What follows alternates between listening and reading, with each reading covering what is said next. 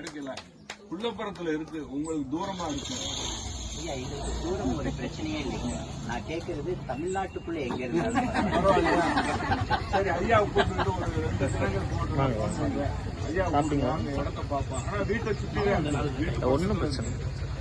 இங்க இருந்து புள்ளப்புறம் 12 கிலோமீட்டர் பாத்துக்கோங்க. ஐயா நீங்க வாங்க, போன் பண்ணுங்க.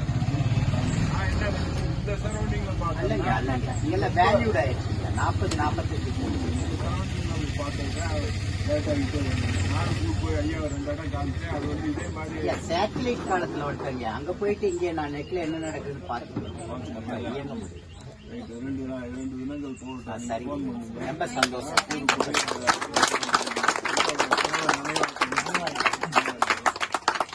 பெரிய புண்ணியமா இருக்குங்க. சரி ஐயா, உங்க கையால அம்மாவும் இப்ப இறந்துட்டாங்க ஐயா. எனக்கு விபத்துக்குள்ள தான் அப்பா இறந்து 20 ஆண்டுகள் ஆச்சு.